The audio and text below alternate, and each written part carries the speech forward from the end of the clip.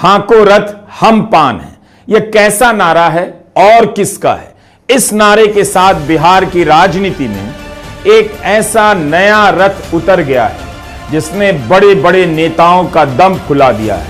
इस रथ को हाँकते हुए 2 साल भी नहीं हुए, लेकिन इसके नेता आईपी गुप्ता के बिना महागठबंधन की कोई भी बड़ी सभा नहीं हो रही, ना प्रेस कॉन्फ्रेंस होती है। अब मैं महागठबंधन के नेता आईपी गुप्ता जी से आग्रह करेंगे कि वो सभा को संबोधित करें। आईपी गुप्ता जी की शुरुआत में हमारे आईआईपी पार्टी के आईपी गुप्ता जी से मैं आग्रह करूंगा, सॉलिडारिटी का, एकता का एक संदेश दें। महागठबंधन के नेताओं में आईपी गुप्ता कौन हैं जिनका नाम पहले लिया जा रहा है, जबकि उन्हें सीट मिली है मात्र 3। इंजीनियर आईपी गुप्ता पान इनका नाम है। बिहार की राजनीति के अवधेश प्रसाद भी हो सकते हैं। आपके बहुत ही लोकप्रिय नेता 2024 के चुनाव में अवधेश प्रसाद ने अयोध्या की सीट पर बीजेपी को हराकर सबको सन्न कर दिया। उसके बाद दुनिया दौड़ पड़ी जानने के लिए कि अवधेश प्रसाद कौन है और इन्होंने क्या कर दिया। लोकसभा में भी अखिलेश यादव अवधेश प्रसाद को ट्रॉफी की तरफ पेश करने लगे, मीडिया में उनकी प्रोफाइल लिखी जाने लगी। मगर यहां एक अंतर है, बिहार का नतीजा अभी नहीं आया है, मगर हर मंच पर आईपी गुप्ता आगे आगे दिखाए जा रहे हैं। इसलिए हमने सोचा कि इस नए नेता के बारे में बात की जाए। इंडियन इंक्लूसिव पार्टी का गठन जुलाई 2023 में हुआ। उससे पहले 2020 में आईपी गुप्ता जीतन राम मांझी के खिलाफ चुनाव भी लड़े, हार गए। कांग्रेस में आए मगर फिर अपनी पार्टी बना ली और उसके बाद कांग्रेस छोड़ दी। लेकिन अब कांग्रेस और तेजस्वी के साथ बराबरी की जगह पा रहे हैं।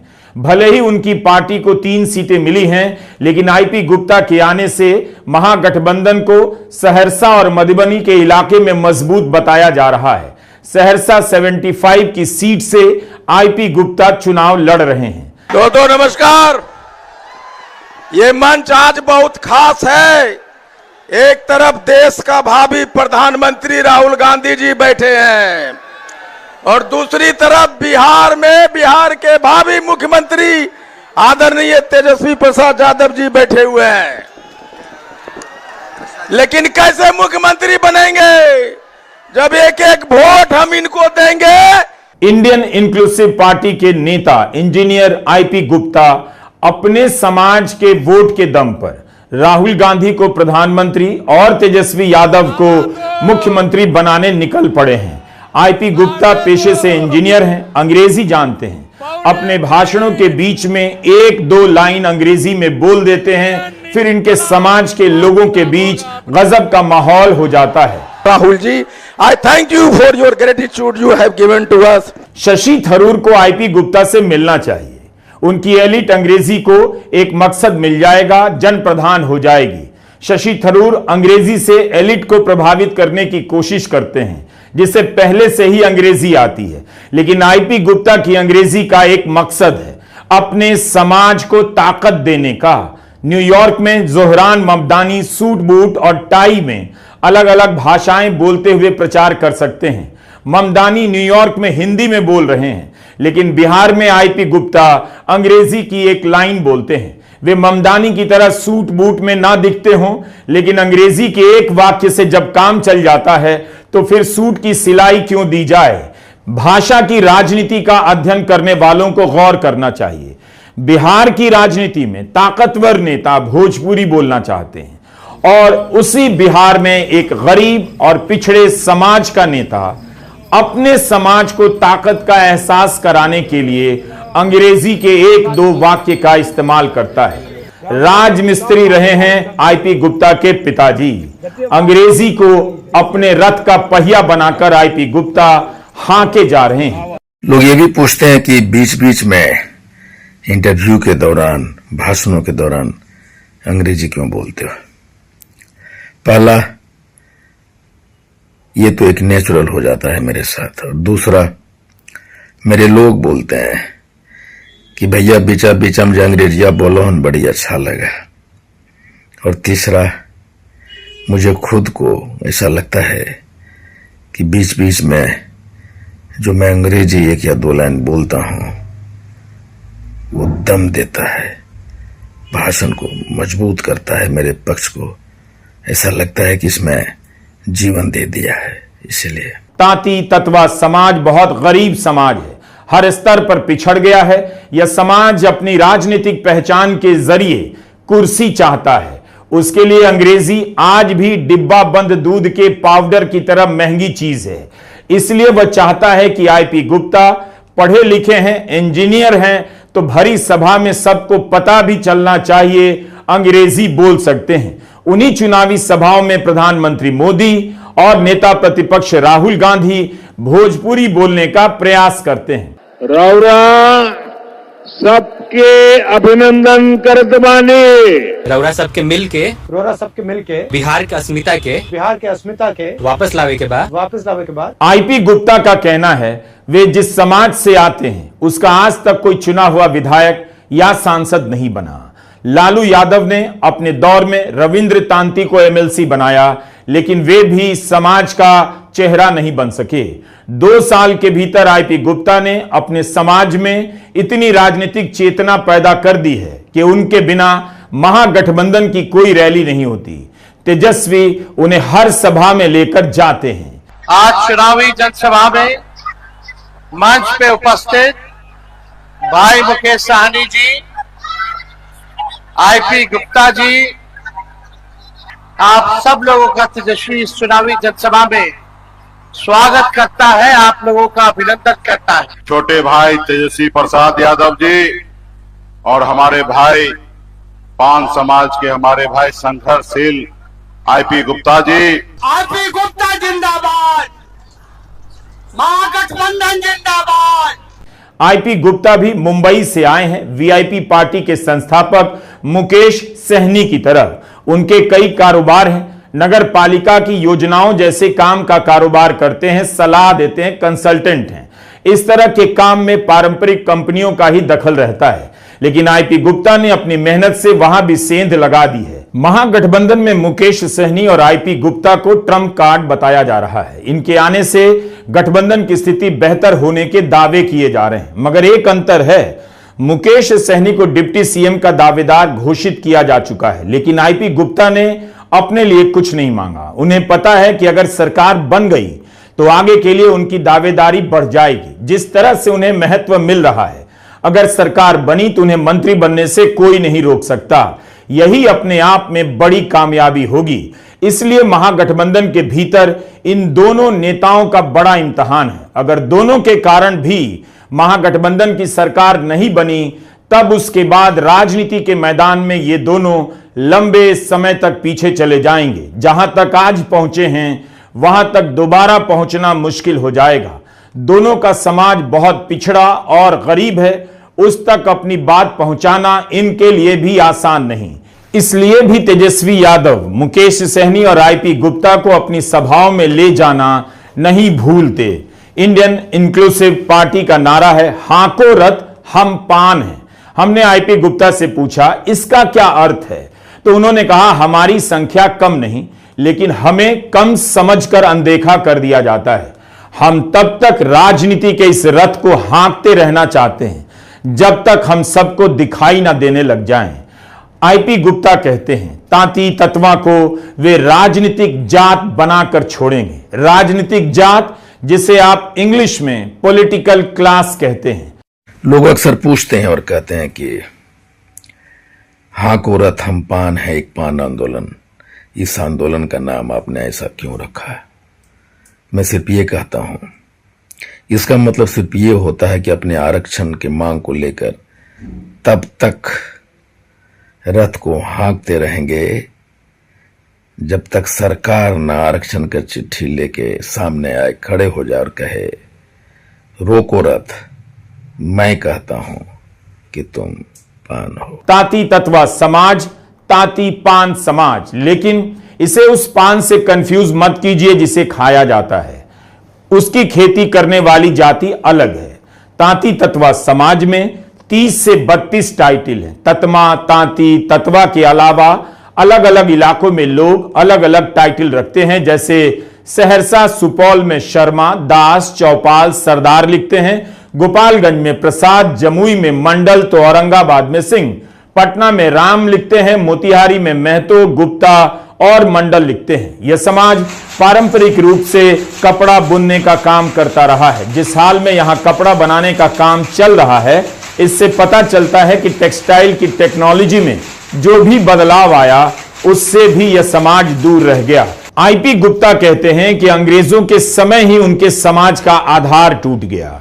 जब ब्रिटेन के मैनचेस्टर से कपड़ा बनकर भारत आने लगा और उनके समाज का यह पारंपरिक पेशा बड़ी बड़ी मीलों के आगे खत्म होता चला गया। केंद्र सरकार की तमाम योजनाएं इस समाज के लोगों तक नहीं पहुंच पाई। भारत सरकार कब से कह रही है हम देश को टेक्सटाइल का हब बनाना चाहते हैं, लेकिन जो समाज पारंपरिक रूप से इस काम में माहिर है उसे ही नहीं जोड़ा गया और फिर रोना रोया जाता है भारत में स्किल लेबर नहीं है। जब यह समाज इन पुरानी मशीनों पर काम कर सकता है, कपड़े बुन सकता है, तो इसका मतलब यह है कि कपड़े और धागों की समझ भी होगी, रंगों और डिजाइन की भी। लेकिन जो प्रतिभा सामाजिक तौर पर उपलब्ध है उसे ही मशीन की क्रांति से दूर कर दिया गया। बड़ी बड़ी सरकारें इन तक नहीं पहुंच पाई, तो इस समाज से कोई नेता आगे आ रहा है सरकारों को बताने के लिए। तांती तत्वा समाज के लोगों का पारंपरिक काम बहुत पहले छूट गया। बुनकर होना आज के दौर में आसान नहीं। बनारस के ही बुनकर जिन पर इतना ध्यान देने का दावा किया जाता है, उन्हीं की हालत में सुधार नहीं हुआ। इनकी हालत की क्या बात की जाए। इसलिए इस समाज के ज्यादातर लोग राजमिस्त्री का काम करने लगे। यही कारण है कि आईआईपी का चुनाव चिन्ह करनी है, जिससे सीमेंट उठाकर ईंटों पर पसारा जाता है, समतल किया जाता है। तांती तत्वा समाज अपनी पहचान पुराने पेशे से लेता है, लेकिन निशान नए पेशे का है। आईपी गुप्ता के पिता राजमिस्त्री का काम करते थे, करनी से काम करते थे, तो इस पार्टी का निशान करनी है। देश के अलग अलग हिस्सों में इमारतों में काम करने वाले मजदूर इसी समाज से आते हैं। आईपी गुप्ता को सुनने आने वाले करनी लेकर आते हैं। उनके फेसबुक पेज पर जो वीडियो है उस पर लिखा है चुपे चाप करनी छाप। अंडर करंट की बातें करने वाला मीडिया ऐसे नेताओं का कोई अंडर करंट नहीं देखता है, लेकिन वो अपने मतदाता से चुपचाप जाकर वोट करने को कह रहे हैं। इस वीडियो में आईपी गुप्ता कह रहे हैं, इस बार धनतेरस में मैंने लोगों से कहा करनी खरीदें और पार्टी के छाप को घर घर पहुंचाएं। जब पार्टी ने गणना की तो पता चला पूरे राज्य में 80,000 करनी की बिक्री हो गई। दोस्तों नमस्कार, आईपी गुप्ता नाम है मेरा और याद रखिए करनी छाप निशान है मेरा। इस समाज की आबादी बिहार की आबादी का 1.8% बताई जाती है, लेकिन आईपी गुप्ता इस संख्या को स्वीकार नहीं करते। कहते हैं उनके समाज की आबादी 80 लाख से भी ज्यादा है। अगर नहीं होती तो पटना के गांधी मैदान में इतनी भीड़ नहीं आती। बल्कि अप्रैल महीने में जब उन्होंने आरक्षण के सवाल को लेकर पटना के गांधी मैदान में रैली की, तब सबकी नजर में आ गए। एक नई पार्टी ने अपने दम पर इतनी बड़ी संख्या में लोगों को जुटा दिया। आज की तारीख में हजारों करोड़ों के चंदे से लैस और आरएसएस के मानव संसाधन के समर्थन के बाद भी बीजेपी इतनी बड़ी रैली नहीं कर पाएगी। कर पाती तो जरूर करती, लेकिन तांती तत्वा को अनुसूचित जाति में शामिल कराने की मांग को लेकर आईपी गुप्ता ने अपनी ताकत का प्रदर्शन कर दिया। करते ही महागठबंधन की नजर पड़ गई। माना जाता है कि समाज के लोग नीतीश कुमार और बीजेपी को वोट करते रहे हैं, ज्यादातर नीतीश कुमार के साथ ही रहे हैं। नीतीश कुमार के समय ही इसे एमबीसी में शामिल किया गया, लेकिन जब अनुसूचित जाति में आरक्षण नहीं मिला, कोर्ट में केस हार गए, तो नीतीश चुप हो गए। आईपी गुप्ता का दावा है उन्होंने नीतीश कुमार से मिलने का समय मांगा, लेकिन नहीं मिला। टाइम्स ऑफ स्वराज एक यूट्यूब चैनल है। इसके पत्रकार संतोष सिंह का कहना है आईपी गुप्ता सचिन तेंदुलकर साबित हो सकते हैं। इनकी वजह से सहरसा और आसपास के इलाकों में महागठबंधन का प्रदर्शन बेहतर हो सकता है। उन्होंने तांती तत्वा समाज के लोगों से अपने चैनल के लिए बात की। आप उनकी बातचीत को सुनिए, कितना नयापन और जोश है। पता चलता है कि किसी समाज में जब सरकार में सीएम और डीएम बनने का सपना घुस जाता है तो वह सपना उसे कितना बदल देता है। इस बार जो है हम लोग को 5 तांती तत्मा जो है पूरे बिहार में एक साथ जो है वोट करेंगे। ये जो है एक भी वोट जो है एनडीए सरकार को नहीं जाने वाला है। टोटल जो है आरजेडी और कांग्रेस महागठबंधन में ही जाएगा। क्या इतना गुस्सा क्यों है?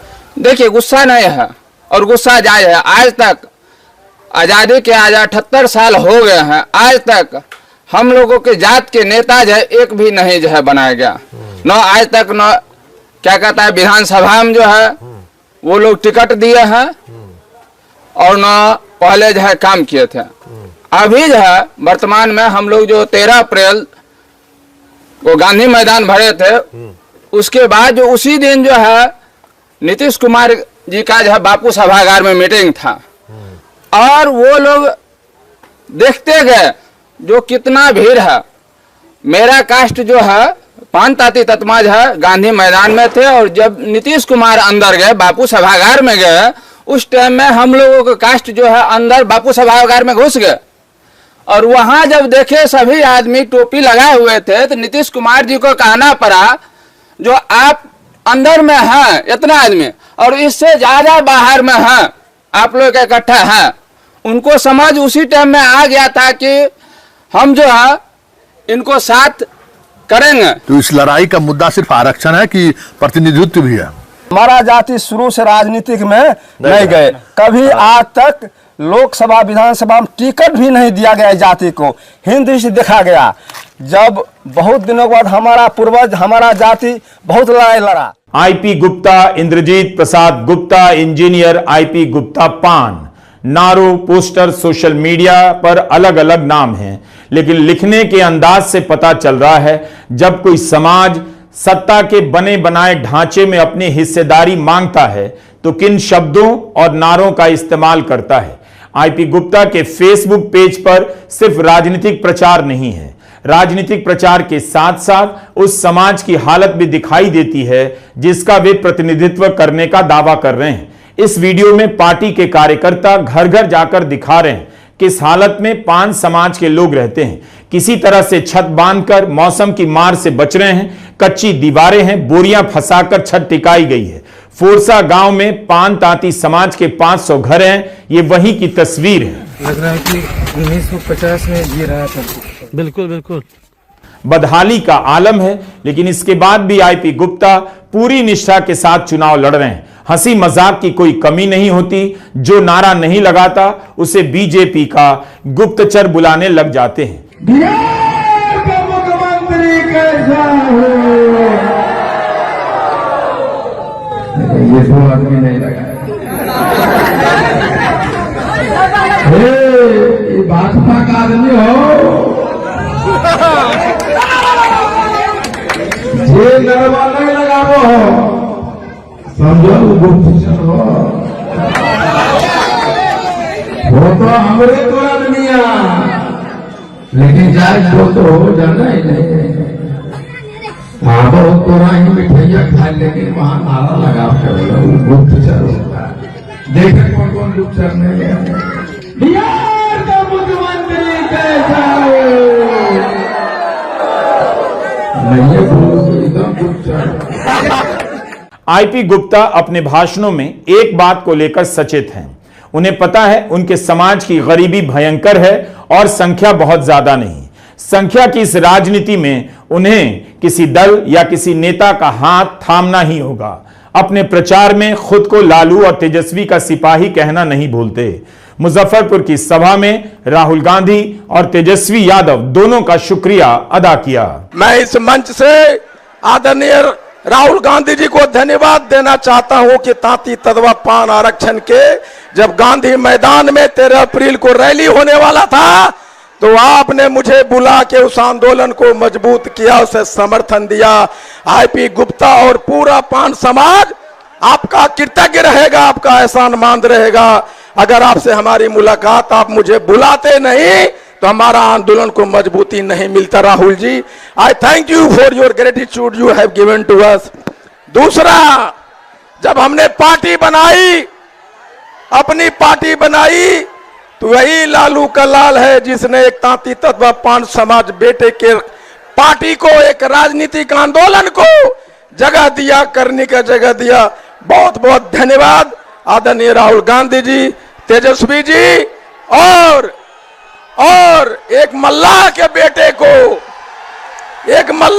बेटे को उन्होंने मुख्य डिप्टी सीएम घोषित किया है। बहुत बहुत धन्यवाद, thank you very much. IP Gupta Mahagathbandhan के स्टार प्रचारक बन गए हैं। बीजेपी के जंगल राज के नारे के जवाब में मंगल राज की बात करते हैं। उनके रूपक अलग अलग हैं। बिहार के चुनाव में आईपी गुप्ता के भाषणों को सुनिए, लगेगा कि क्रिकेट टीम में एक नया गेंदबाज आ गया है। जमे जमाए बल्लेबाजों को पता नहीं उसकी गेंद का सामना कैसे करना है, अगली गेंद किस तरफ आएगी। बिहार में नैरेटिव सेट किया जाता है कि महागठबंधन आएगा तो जंगल राज लौट जाएगा। नहीं, तो बिहार में 20 बरस से इतना डर है, शासन प्रशासन को मजबूत नहीं कर सके। अगर आज भी जंगल राज का डर लगाता है तो एनडीए के सरकार नरेंद्र मोदी जी, नीतीश कुमार जी, आपका सुशासन फेल हुआ है। आपने बिहार के लोगों को डरा के एनडीए को वोट करवाते रहे जंगल राज के नाम पे। एक ही टेप रिकॉर्डर चलाते हैं, निरमा वाशिंग पाउडर। जंगल राज, अगर जंगल राज है तब अगर लोगों को मारा जाता था, महागठबंधन के लोगों को, या जो आपको वोट दिया एनडीए के लोग एमएलए बचाने के लिए आता था जी, बताइए आता था। ये जंगल राज नहीं। तेजस्वी जब मुख्यमंत्री बनेंगे तो मंगल राज आएगा। अगर महागठबंधन जीत जाता है तो आईपी गुप्ता उसके हीरो बनेंगे। शायद यह बात महागठबंधन शुरू से समझ गया है। आईपी गुप्ता को मंच पर बुलाया जाता है और वे भी इस चुनाव में गठबंधन के प्रति निष्ठावान नजर आते हैं। जिस समाज से आज तक कोई चुना हुआ विधायक और सांसद नहीं हुआ, उस समाज के एक नेता पर कितने लोग विधायक बनने के लिए निर्भर हो गए हैं। यही लोकतंत्र का कमाल है और लोकतंत्र में जाति की क्रांतिकारी भूमिका है। इसीलिए लोकतंत्र में जाति की पहचान कई बार जरूरी हो जाती है। आईपी गुप्ता का भविष्य क्या होगा, किस किस के साथ राजनीति करेंगे, आज कहना मुश्किल है। लेकिन इस बिहार में जहां सरकार बनाने के लिए चुनाव हो रहा है, वहां पर एक नेता और एक पार्टी अपने समाज की पहचान के लिए लड़ रही है। उसके लिए यह पहचान की सरकार बनाने का चुनाव है।